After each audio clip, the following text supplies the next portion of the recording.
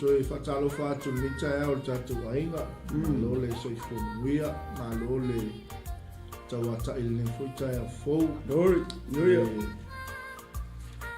Fia fo loto malanganga litai au joy whafilo yatu ia ili suafa.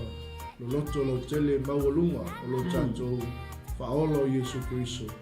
Ia li fuitai a fou, tatu ia ili amataino tatu ulanga litai au. Ia le tua. Ia le tua, ia tuna tu tamaya le tua. Ia mole mawhatalofa. E peo le masaniaita e kutas, malanganga whawalu. Ia, watai pasa. Ia, olea whaelo leo. Whai ma whonga tau moli sunga ia pasta mai. Ia ma te whatalofa tuai malanganga whaaloalo nei tai au fau. Ia ili pa ia o le tapua inga Samoa. Ia mai o na maunga te tele. Ia se whapenao na o ifo i maunga iti. Whatalofa tuai la malanganga whaaloalo nei tai au fau. Ina ua tātou au lia whaatasi mai le nei tai au mātango fie. Ma le nei aso o whawai wa whaapopo le tua i aso o loko i soifua. Ma so mātou wola. Ia a tātou au mau o i pēr i nei lalorangi i le tu mau. Ia ia la le tua nei tai au fau. Ia e hala i lau tāpua. Inga whaptos whatalofa. Ia i le au whai ngā lunga pa ia le tua. O lo whapenao na whaatuna paulia. Ia i tu e fia. O hao te aroa nei, ia whapeatulu i ngā uma o le nei lalorangi. O whea lawa se tawha, whapena ona e ngalue ai, ma e puno wa i ei ona o le tala inga o le tala lei o le malo o le tua. Ia whaataro whaatu ma le ngā whaarolo, ia te ori tangata o le tua, malo whare tua, ia ine nei taia fo, malo soi fo manuia, malo le whaatotoa i le ngā ruenga le tua. Ia fia whataro whatu fōi si o mātou tamā whaleanganga e sunga le whawhiangainga i a whereti ma le wharetua i a tise nei tai a fōu ma le no whaalo ia e le ngata i lesi o mātou ai ngā lotu le alofa tū noa ia i nei au ki lani i New Zealand ia whataro whatu ai la ma le ngā whaaloalo ia i le nei tai a fōu whamalo le tatalo ia o lau tatalo ia leo lo o langona i nā i pēa e maoa ia manisi foi o le au whainga runga o whapenao na au so wa mai ia o alawa le whatauina o nei pōr kalami ia e maisi o le tala inga o le malo o le tua ia malo so le manuia malo le langi mai nei tu lao le aso le ngata i leo le tini o KERISO ia au whatua tua o le au paia o le tini o KERISO ia whapea le au pelea KERISO Yesu nei tai au fau malo so le manuia ele manatu ia wa e maleifu mai whanunga le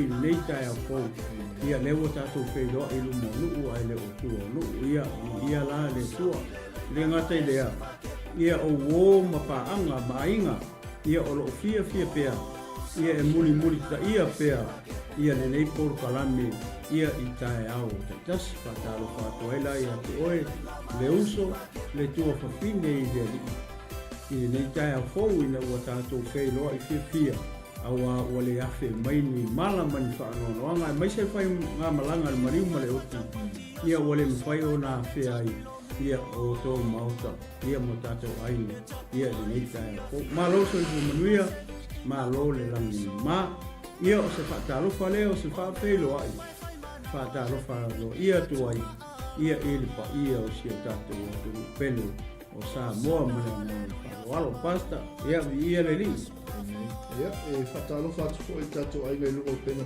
lami luo tātou Facebook Live o le tātou YouTube Live fo i tātou YouTube channel ia o loko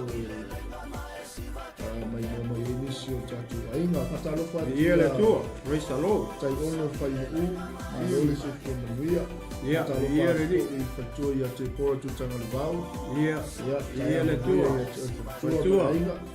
whaatarofa atu fo i le sunga i le li awao ia le ngā moi aiga skele ia le tua le mafuta mai le tai au manuia ngalwenga le nei aso tone ngise ia tai mafuta mai ia le tua longo nisi luti tai mafuta mai ko le tai au ia le tua whaatarofa atu fo i ia whakawina ma le sunga i whakawina ia asera sua ia malo se komonia i le tai e fo ia le tua te ole tangata o le tua malo fatua ia le tua fai vol tala le yaso ia praise the Lord. Glory, hallelujah. Ia misina tatu ai no lo ia nei tai ia fa mo te lele tua i la ko e tatu malu tai au fa le nganga le yaso ia te la tu lo le tai ia mo le amata i no le tatu malu tai au fa le nganga ia vi le tua tai mo le no pasta ia ele manatu male te lunga ni tai au fo ia ole tatu wa ngai sa o le tatu mata upu ia Samoa na wa si lai fo ilunga le screen o na wa ai fa upu fa pe ole papa o KERISO o le tusi mua le konito mata upu e sefulu fo upu mua fa ngata mele fo upu sefulu o te tonu o le kusi lea lea o lo fa matala mai ai pe to fa manatu mai ai ile kalesia KERISO ile au ngatu pulanga le o tatou iai o le au ngatu pulanga le o tatou iai fai mai o aso e ngata ai le kaukala mai le fa manatu mai le tusi le apostolo ile kalesia la o koronito ai baba ai le ile kusinga o le kusi le ale apostolo le kalesia a koronito nga koe fa mangaku uma le apostolo mea le sa fai mai i sa elu mai kuar ke minga o mai ei. Nia taimi na au mai ele tu la fono ele atua ia mose i lungo le maungo sinai. Lea la i mei ana tutupu i. Lea la u koe kusi e la apostolo i le taimi o le au apostolo e koe fa mangaku mai ei ai. Fa mangaku mai la le kalesia. Ai se a, langa wale se ku. Wa umar taimi o Israel. A oele kai mingei o le kalesia KERISO. I laula mai tau malau fai tau le fionga pa ia le tua. Ese malaka ua o le kusi lea. Pea fai tau nei mai le foi mua le foi upo es fulu. Po es fulu tasi voi. Lewa koe reveal o mai kuskusinga la paskolo paulo. I langa kusi lenga ave ya konito. Le mea lenga fai le mu ikua. Wa koe fa manatu mai fai mai. Wala wa kusi mea ia. Inga ia fa mangaku mai ai i e ola i le taimi o aso e ngatai. A kaku ngofo mapa fau le upu lea o aso e ngatai. Wa leva ia nga maka mai me le o aso e ngatai. Ka whenga i lo le ka kongor pidi oka lea. Leanga o le hele e ka le si e kongu. O le kaimi a ese le kalesia KERISO umalo mea ka o aso e ngata ai. A le ale kaimi ngā maka ile mea ta o aso e ngata ai le kaukale le fiangu pa ia le kua. Le kaukale kusia ngā ruenga. Le ale kaimi ngā li lingi vo ele nganga pa ia i lunga o apostolo Yerusalema. O le aso ngā li lingi vo i le mea na whorofula ina e le tua ia Yesu. Inga ia maua la e lulua i e kalesia ma le ulua i whaife au. O le mea ngā a maka mai e le mea tau o aso e ngatai. Wa whenga i whamaungi o le keimi ngā a maka mai le mea ka o aso e ngakai. Nā ngā lai ka ua i e apostolo i ai. Ia i o elu. I kua le whenga inga tuai. Ngā pelo wheka mai o elu le aso lea. Lea le aso. Le aso lea ngā li lingi fo e lea ngā pa ia. O le amakanga ngā. O le mea ka o aso e ngatai. Ai ki kilo la iei. I le aso ngā wha ngau o i le urua e kalesia. O le aso ngā li lingi i fo ai. Lea nganga pa ia i Yerusalema. I lunga o le awhiawhi o pito o lunga. Sa iei le urua i whaiwhi au. Ma le au apostolo. Ma le urua i e kalesia. O i nganga a maka mai e le mea ka o aso e ngatai.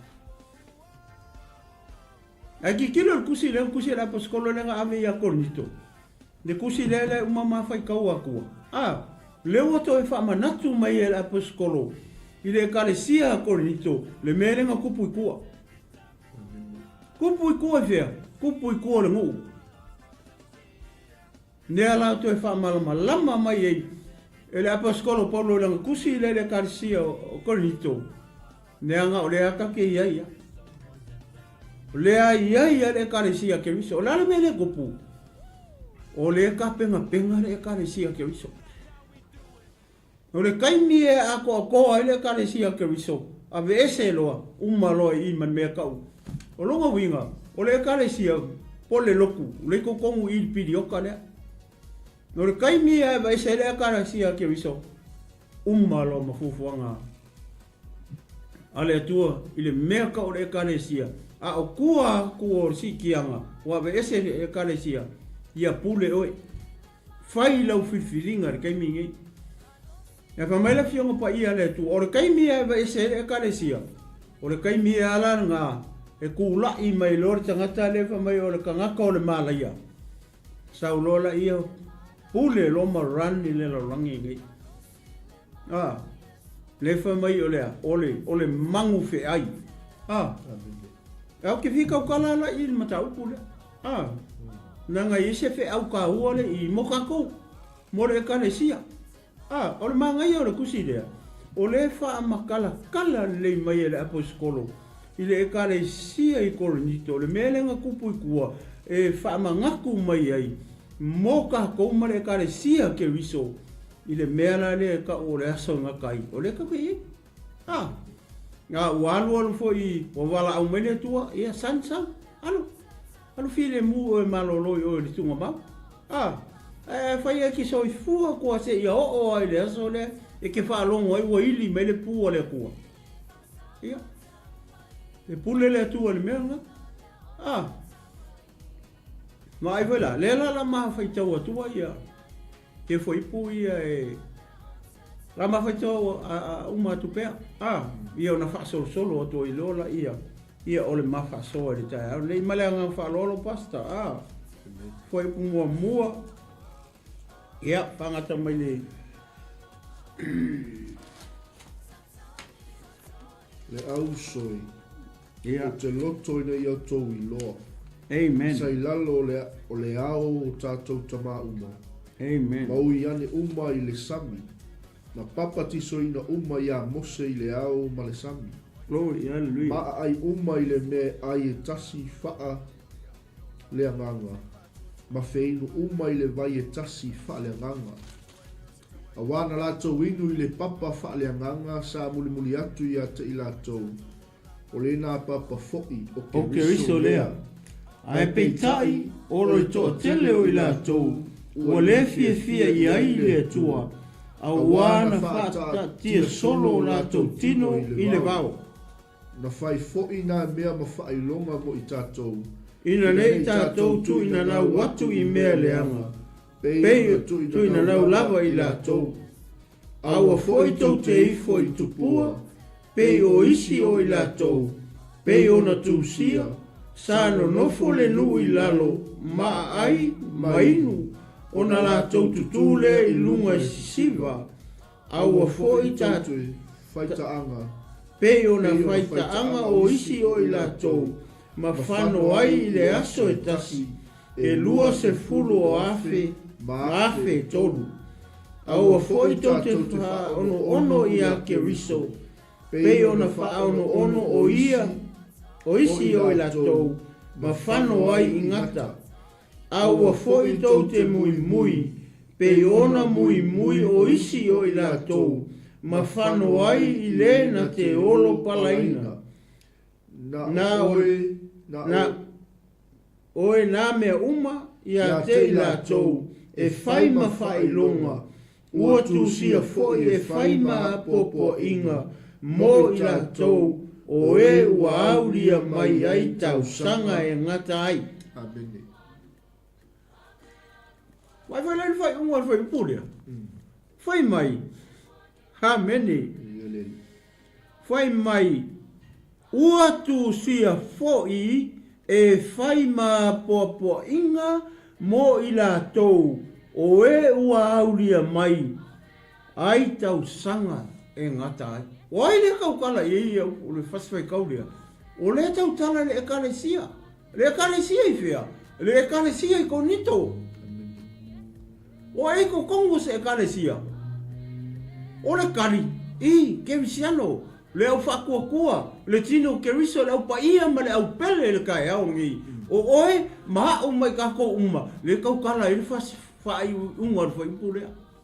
Ngā kusia mo ai, ngā kusia mo oe, ngā kusia mo au, ngā kusia mo kako uma. Le kare sia keriso I aso e ngata ai.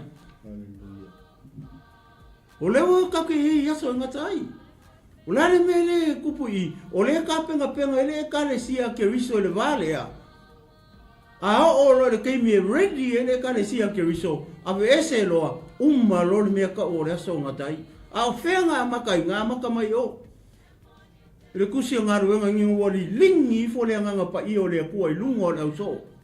Ma le ulua I kare sia I le awhewhe au pito o lunga. Wha whenga e lo. Ngā mori mau mai I o elu nung maka upo e lua I kua. Ngā walo ia mai I o elu. Le mea ka o le aso e ngā kai. Wha mai ai o elu. Wha mai o aso e ngā tai. O ke li lingi voilo ua nganga I lunga o kangaka uma. E pero wheka mai o kou akarima kou a fi e whai miki ko inga. E loa e o tau whaaringa. O lea ke mi ngā maka ngā hepe nei me ngā hepe ni le uruai e ka le sia. O lona winga, lewa, wa uma kai mi ngā. Wa uma. Ai wa whera kai mi ngi. Whaafere taimi nei o le karesia keriso. Nea ua wha ma ngako mai la I kuskusinga I ala poskolo polo I le karesia I konito. Le mele nga kupu I o le awala nga ua mai le hu umare kula fonga. A e whai kau le I ai. Ni tu la fona I ke maua le soko lusfulu. Le nga mai a mose lunga le maua singai. Le I la iskula fonga li kongi. O mea la nga le uon mai ai. Ia le kare sia le kaimingi. A se o kako kilo mua ia Israelu. Po le ale mele nga kupu ia Israelu. Ai vai le urukala le umawakua. O Yesu o le papa. O ai le papa o le kare sia keriso. O Yesu. O le kare sia le kulungar papa. O le papa le o Yesu. O le mea le mea le o mau kū le e kare sia ke mingi. Pe a whai e sao papa le kū e lunga. A whai e ese papa le kū e lunga le kare sia. O longa winga. O le kare sia e alu onu malepe. Wai sea, langa le o sao le whawai. E le o kū i lunga Yesu. Pe o le urutala le o ma whai a kua. O Yesu, o le papa. Le se o kako kino la le muu. Ile amakanga mai o le fo ipu mua lua. Le ala fa makarakara le lei mai ai. O le fo I mention mai Yesu I. To mai a. O le papa. Nga muli mai ku o le mu. Wai le papa lea. O Yesu. Wale mawhai kaua kua ngeia I. Le kusi le o konito. Ai se o kako wawa aila I ka penga penganga mai le kua. O longa ngu. O le ase awa onga mo ka kou keu siano. Le o le se ngu o le kua. Le anga o le ngu le nga whaakaka mai le kare sia keriso Yesu. Le haka ke I kong. Le kaiminge o le kare sia keriso. Ki kiro la I whaswai tau lea. Peo na o whaasoa tuwe le tai au nei. Ko fie fo I le amakanga. Fo I pu mua. Se I kau moli atu fo I lea. Ai vai ai. Ne fo I pu mua. Fai mai. Sai lalo o le ao o tātou ta ma uma. Sai lalo le ao. Iai. Ka ma uma o Israelu. Le ngu uma o Israelu. Ele ese singa misi. Ka ngaka uma. Le ngu uma. O lako kama o lako makua. Fai mai sai lalo uma o le au.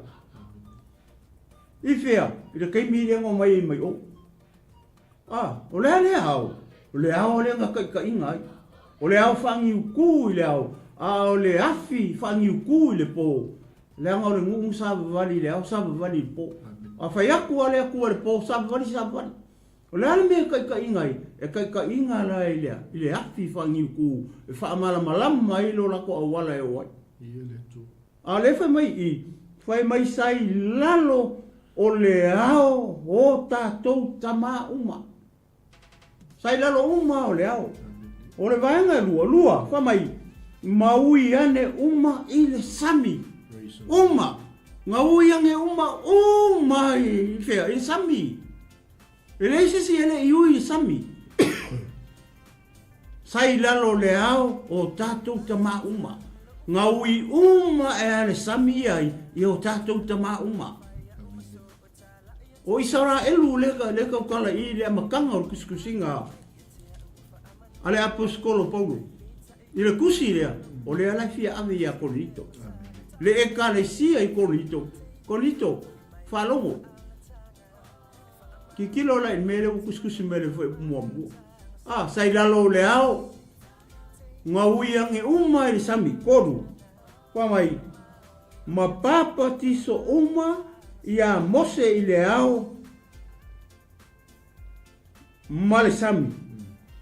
Wai, lan me along koru, ngā papa kiso uma. Ngā papa kiso uma rangu. Ulane aka momori mele KERISO KERISO ke mingi e kau kei. E kakaunga. E kakaunga kako ui uma i lalo le ao. E kakaunga kako papa kiso inga uma i lalo le ao. E kakaunga kako ui uma i sami. Kolu me ia lewo uka ua kua. Sai lalo uma o le ao, sa ui uma le sami, sa papa kiso inga uma. Ia mose i le ao, ma le sami. O le mea muri, wha mai. Wha mai, ma ai uma. Ma ai uma. I le mea e ai e tasi whale nganga. Kasi ale mea ai ngā ai uma le ngu. Me aia, me ai whare nganga. Ele ese me ai whare nganga ai erisi ko inga morong ko rua. Ele ese me ai whare nganga ai erisi a inga. Le ai e kasi. Kasi ar me ai whare nganga. Nga ai umai le ngu o le tua. Whawhere KERISO KERISO. E kau kuke ai le me ai lea. Kau ke ai umai e KERISO umai e. E le lano langi malungo le keimingi. Ore kari, kau ke ai uma, le KERISO, le KERISO. Le mea ai whaare nganga le kasi, le kau kala mai mele. Le whape ese ko me ai whaare nganga ai, ese mako me ai whaare nganga ai, ese me ai whaare nganga ai isi. Ale me mele whianga pa ia le tua, ka kau ke ai uma i me ai whaare nganga ai kasi. Ele lua le kolu le whale ni mai kasi. Whaila kau ke ai ni mea ai whaare nganga kasi. O le ale mea o le a maua e kakou. O le ale mea o le a maua le tino KERISO. Kau ke whaero whangi e pele ai. O le kari. Kau ke whaero whangi e. Pe a kakou a. Pe a kakou a ai wha kasi mea ai whaare nganga kasi. Kasi le mea le ringa kupur whe vai a i kongo le tino KERISO. Male e KERISO KERISO Yesu. O le a. O le ese o le me ai erisi e KERISO, ese me ai erisi e KERISO kulou. Le KERISO le tua le kai au ngei. Mai o ke le fefe ho i ka waku. Fa masingo o le tua le pule, au ke le fefe ka waku. Wo o le kai mi ka ku ai fa kasi e me ai fa le nganga kasi. Ai fa le sa kupu i le ngu o le tua. What about us? Whawhewhere KERISO KERISO.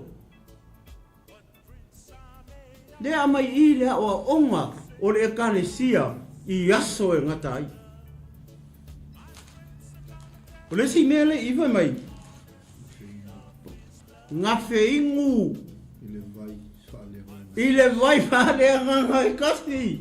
Praise the Lord. Whiingu. Ai, whiingu. Ui uma mai lalo le ao. Ui uma mai le sami. Papa kiso inga uma. Ai uma. Whiingu uma. Ilea. Ile vai whaale nganga kas. Praise the Lord. Vi ia le tua nei tai a fau. Le mele mai sau paki e vi ele tua le kai au ngai. Amen. Mo kako uma lewa kako whalongo. Le tino KERISO le au whakua. O le au paia ma le au pele le kai au ngai. Leo wa whamangaku ma le kusi le ala Apostolo Paulo. I le ekaresia lea. I kore nito. I le merenga kupu i kua. O le maa ngai o le merenga kupu i kua. O le ele a o onga. Kako uma. Kako uma. A ai whakasi, wheu whakasi. Ilea, le papa le makusia kurunga i. Oi, o Yesu. Ki kiro hoela i ile. Le fasfai kaule pe o nga ma kam fai le a. Awana la tau winu i le papa whaaleanganga sa muli atu ia te i la tau. O le na papa fo'i o KERISO lea. See? Church. O le papa le ngawhaingu o i Israel uma. Ma le se furu lua tribe o Israelu. Se furu kolo i le tribe o le lako kufingi o tina. Ia langa i le kaua. Ah. E kau kama kulou. E le whape o mawhai ako whaaleanga ia. Ia isi tribe e kupunga mai o kako kufafingi e le ai. Le nga o uma ko e i. Ah. O le ale me le nga. O le ale vai, o le nga whaingu i tribe e sulua. O le vai whaaleanga nga. O whesa i le vai whaaleanga nga lea. Ale whamai nga muri aku i lako kua. Nga muri aku le papa lea i o lako kua. Whawhewhele karisia kei mingi. O aile muri kua le karisia KERISO. A whai nga muri e su ia Israelu. What about his church? E ma whai nga ku lafo ia. E Yesu langa e karisia. O ia o le ulu o le karisia. Samoa ma le au KERISIA o le kai au ngei. Ia e mau ki ngoa mo kako i lofa kasi kai au ngei. O le muri mai Yesu yo kako kua. O lo muri mai le papa lea whaaleanganga yo kako kua. I kaimi uma, maaso uma. Wa ai le makango fie o le galaria. Ah, le muri mai o lako kua. Ah, dewa koe ka mai le amare papa. O ai, o KERISO Yesu. Wow. O le maa ngai ai. Le kapenganga ele kua o longa ngu. Ah. Leo mai o ngu folo inga. Ko ke lor me nga la inga mai kula fongo ya Mose. Nga o mai e o ele ngu inga ia pa ia ngu. Aisea, le nga o mele o ia le pa ia. O mea umare ko kongo kula fongo. O mea nga lai fai o kanana. A leo manga o ia yo vale ko Israelu. Ia whapa ia longa ngu. A wa o ia pa ia. Ia ulu fale aku le ngu le o ia. Ma mea ia ka umai kongo kula fongo. Wapa ia. Ia ulu fale pa ia le ngu yo. Langa o le ngu lea. Leo lai mea ia fasa. Lenga mai kula fongo. Aua e ke ifo i kupua. Aua ke mululua. Aua ke fasio kangaka. Aua ke ngaoi. Ia e hawa i loka mama lo ki ngā. E la mea ia leo ke fia. Kala ngola kiki e koe i le kai au nei. Te ngare whangai mea leo i kongu i. Leo te fia mo moli e koe kai au nei. Pe e fōringa mai e wha au i e. Ia le sāwari ma le papa rea. It's a warning. Ale maa ngai o le amakanga. Leo wha makarakala koe le aposkolo. Le manguia ma le mea le ngau mai e. Ma wha mangaku aku. Le papa wha le nganga le muri aku ia o kou Israelu. O le ingoa o Yesu KERISO. Amen. O le vaenga mumu rea. A le vaenga la longa lua. Leo wa o ye. O Maria ia. O le vaenga longa lua rea. I lau kari kongua. E makua ia o ngā moritino KERISO. A ngā mo oi le ki whanongonongo mai. E a ngā mo au le kaukalaku. Le anga e hao o ngā o inga i kakou. Le kakou malanga le kau ke oi. Ua le isa Israelu, wale mga o Israelu i Jerusalema. Marengu fora inga. What about us? O le kakou savaringa e whare nganga. A le whamai o le papa le muri aku i lako kua o lea. O le papa whare nganga, o le vai whare nganga o Yesu. Wha where kakou fōlanga mara kakou savaringa e whare nganga. Wai le muri mai o kako ko o Yesu fai. O Yesu. Ele o muri mai sisi o kako ko. A fai o lenga muri ia Israel mo ngu. E fa pe nga fo ke mingi o kako ye. Neanga o kako o le KERISO KERISO. Ele ku la fo inga I kako. Ele ulu o le KERISO. He's behind us. Kako wa elan mere.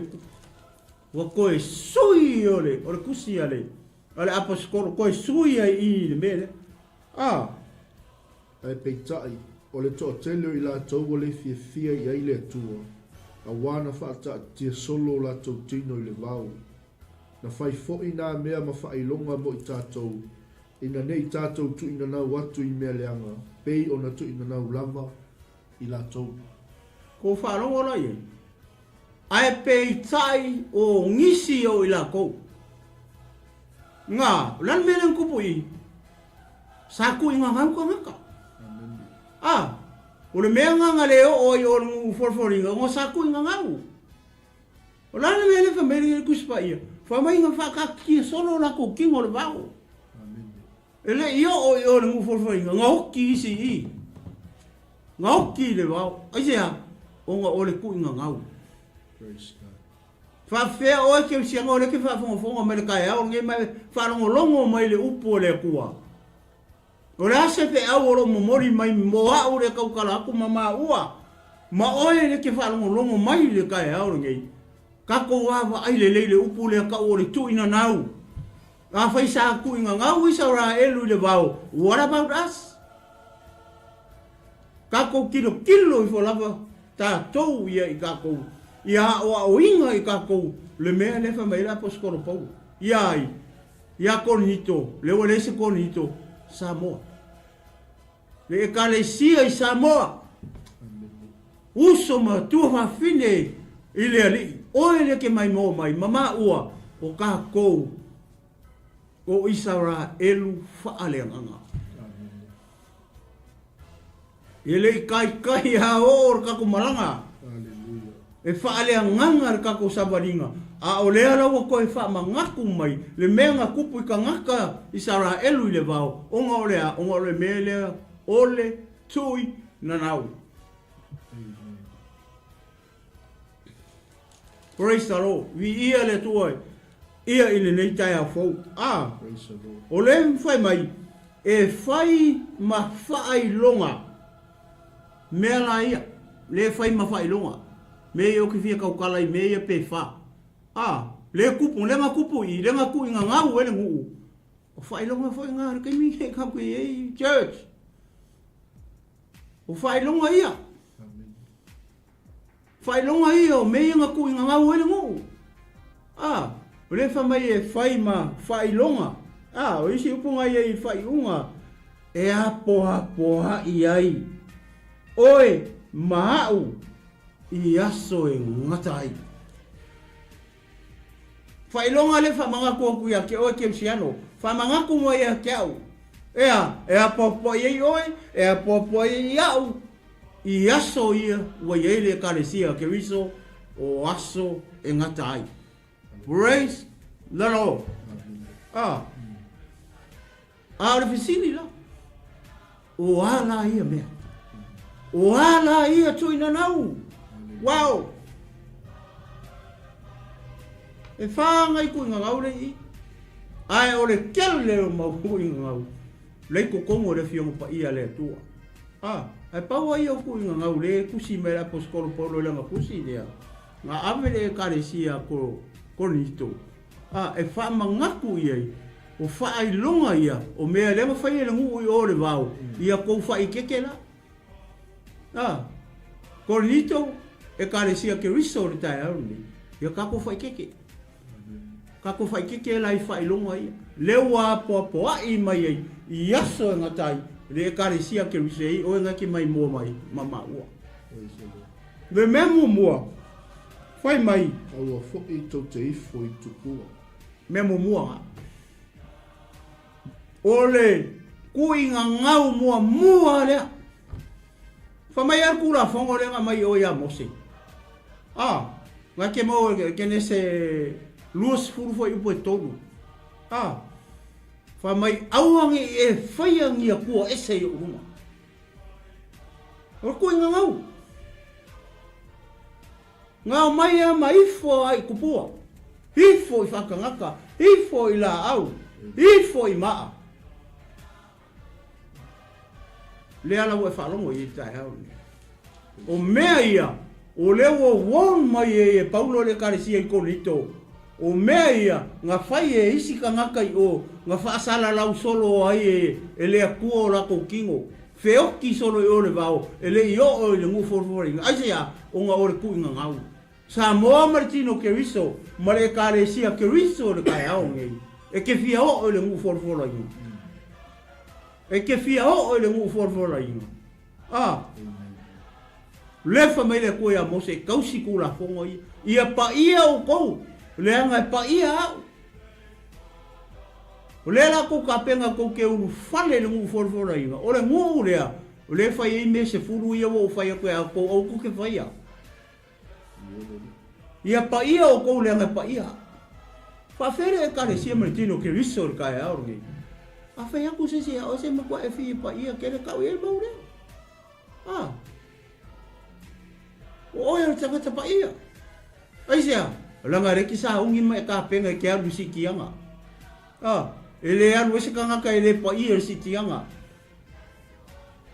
nga o kanga ka pa ia nga o kanga ka o ako ko nga o kanga ka o maka o fie nga o kanga ka o ka penga e o le sikianga le memo mua la le o mafai ko le tui manau mua le aua e ke ifo i kupua o foi se kupua kele o le mau kupua ele kasi se kupua fai o ula ngangama ula la vape o la utala ia te o kusa ma le upo le akua o le akua le mea ngai ke ifo le vape kasi le au wala wa ui ma isa kangi e sui fai ngau le ula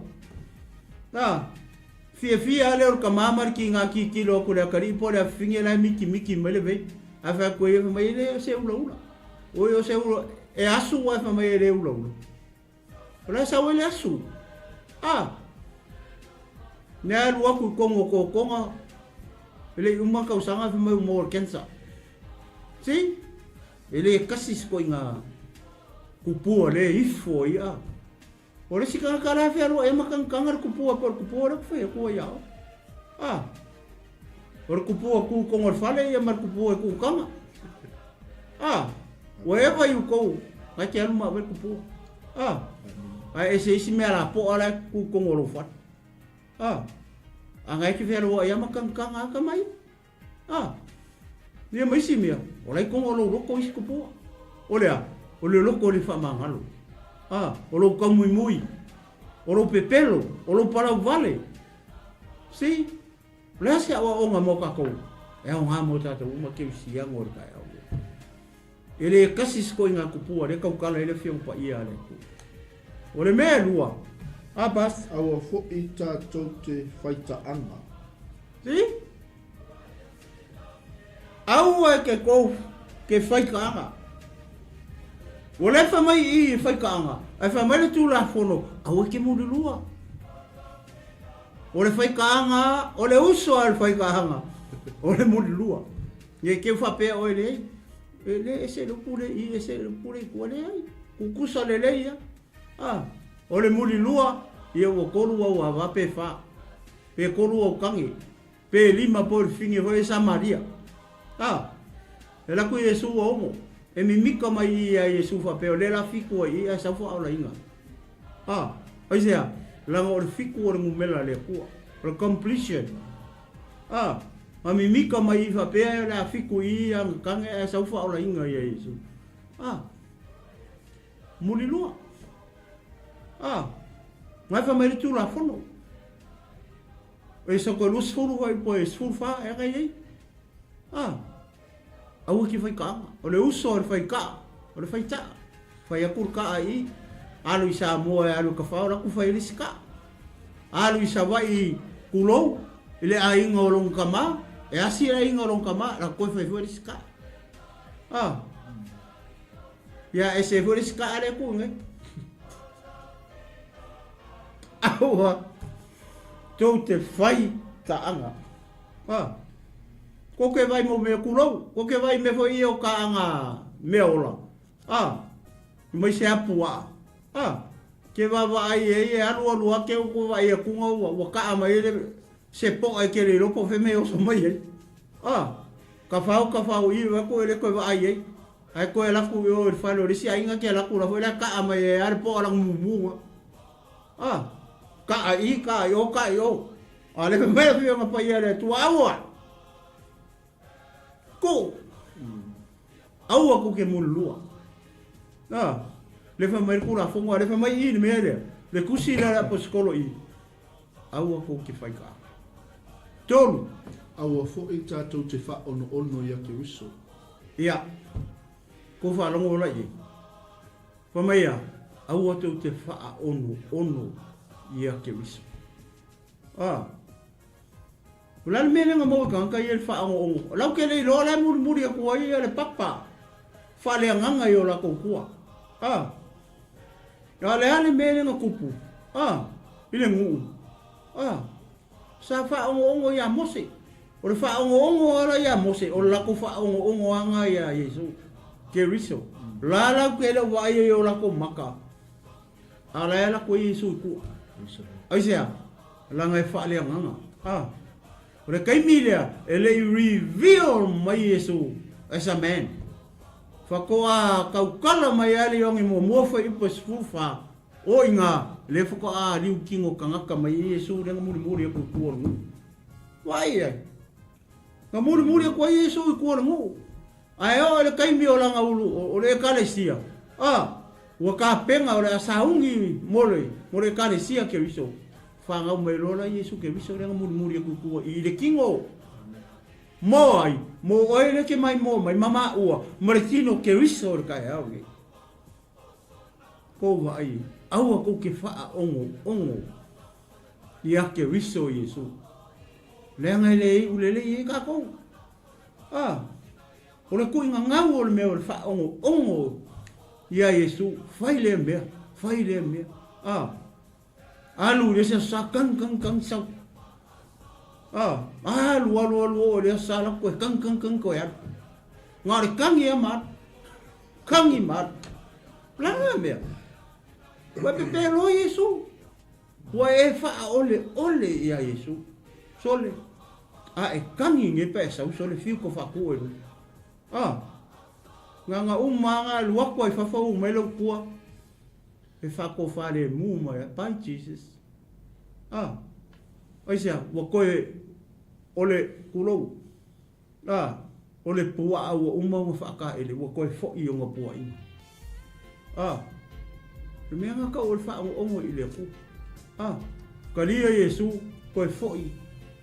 Koe lo pala. Ia mea ko me muri pasta fa muri. Fo I tātou te Muy. Church. Ole anga sala mua ale anu. Ole mele ka ole muy. E makua I danger say el mele kong ole kalesia KERISO. Au koke muy. O mea ia pe o mafa makala atu le tae au le. O kuinga ngau. O kuinga ngau mea ia. Faila ka kuinga ngau I mea ia pe o mea ia fa. O ronga winga. Ele masisi o kako e o le ngu forfora I. Ele masisi o kako e saufanga ele malo le. Aisia, fai o le fai mai e kuskusinga la poskolo. O ko akele o ila ko ele fifi ele ko mo fa ka ape solo la ko kingo ile vao. Pa fera kako. O ronga winga, o le unga vai na tatou. Aua le muy. O le muy. Ele o se mele. O le anga sala mua le ale ngu. Muy. Lani me nga kupu. Pa fife ingu. Ai ngalo ya ko. Le muri ko le papa. Oi, o Yesu. e karesia ke riso o ngi o ka ko fa yo ko ngau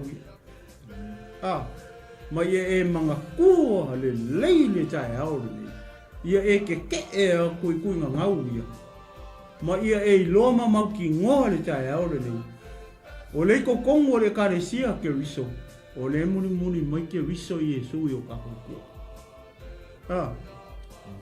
nga ke supply uma me uma o ia o le supplier nga ke ka pe nganga uma me uma ia mo le tino ke riso mo o ele ki mai ma o foi le ka ia ma le nganga fa lo anga le le tu le nganga pa io le tu e te o te pasta ia tu ina tu le su ia ma lo le fo le su ma tsaina ma lo foi tufa ma lo fa so o mo tato tsaini ia o le ngalo ia tsoe o lo tape na mai le au na le tua mo tato po ka me le tu le afosfu ia wali so ina tato fa mo ngano le malo Israel ia o lo tape na ina le suma fa fa ia ti le ia male fa le tua au le ia vai bo ki ia au le to lu mo tato po ka malu ta fa le ngana o le o toi fa manatu mai a te tato ma koe lapa tai mai ai a te tato au ngi pa ko koe ui mai le nga ui mai ai amen au ngata mau Israel ai se e fan no tato glory le tau nu o tato ile tau nu ile tini ia o se pa manatu mo tato fai wo o tule upo le tolo ai so fa tai le amen ai fa mo ni tele le toia te oe ke visian le tino ke praise the Lord hallelujah fa ato ele nganga pa ia o le le sa vali o le tala le lei ni tai le mea te nei ma tamai le tino ia tatu te fle fo le aso tai au pe o le lo fa male nga lei o le tuo ia wal fa o wino tatu malu tai au fa le nganga le fo se upu o se tala ia o le lo ma le lo fina ngalo le nei tai au ia fa mangalo mai le o nanga to atu le li ia ina te fa ato sa vali mo amen ma to fa te le tamal ni tai au ia lava oi ni tai au o e o le ngalu nga le tua o ia te tamal e fa tanga ina le li o ma o mutu ia ma tua fane ne ina oi le ia va no ma to mau le li alo atu male mana la te fai ai lau tala ina la veina se nganga mo fa tai lau fa unga ina te tala veina le tino ke vis after le ia hallelujah lo mamalu e na ti ai le praise your holy name o father tamale ni la vaso vi ala mai mai la wo fio yo fa manuino lo so wale fa wo wino le au hallelujah mai se le ia o le tino KERISO mo se au nanga o lo wi o ina ai lo tala le lei fa manga ma to le li yo ma hallelujah sala mo mato solitu la fono glory hallelujah fa maina ma fuluina i mato yo e tama i ma mo tele mama wolo ono Yesu wala toile mato talo amen amen amen ya fa mo tele le tua Samoa God bless and shalom